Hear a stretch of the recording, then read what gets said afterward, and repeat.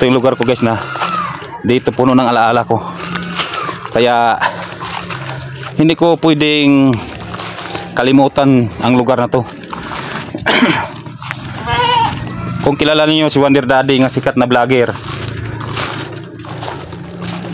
dun banda ang bahay niyan.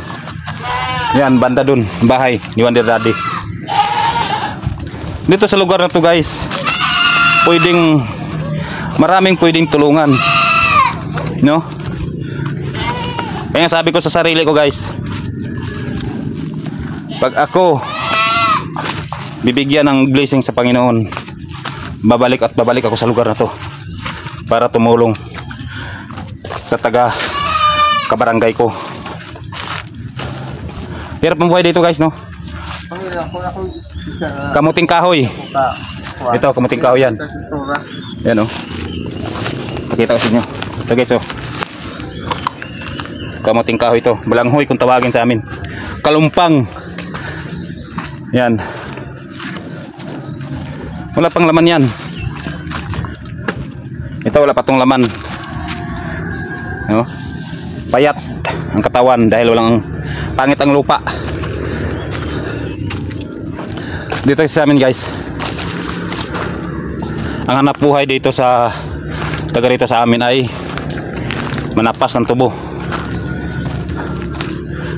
ispre sa mangga at pangingisda.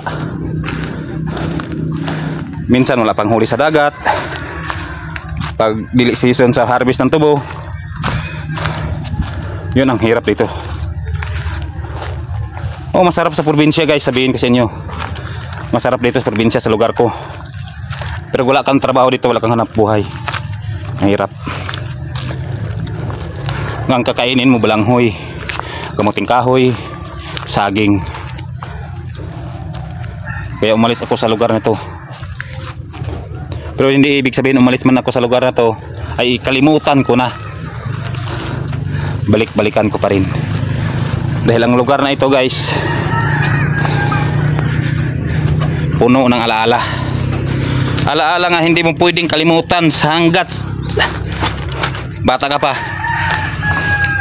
Kahit tumanda ka na, hindi mo pwedeng kalimutan.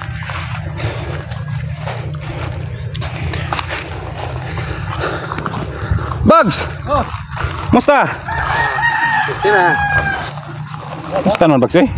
Ano guys, yung Bugs ako to. Asawa ng pinsan ko. Di ko lang kung nakikilala pa niya ako. Ha, kaila ba ko? Kabihag di mo? Ay, kuwan bayaw. Si Roy. Ano kakuan? Nari di sa ganyan day? Tapato. Ano pa dito? Oo. Aninda mo itong ingnan atos balay maniud to kanina. Aninda mo ito dito god? Oo. Ha? Muli na ka? Oo. Sige, mata pa nito kila kuyo. Ato po. Oo. Sige Bugs. Guys, bye-bye.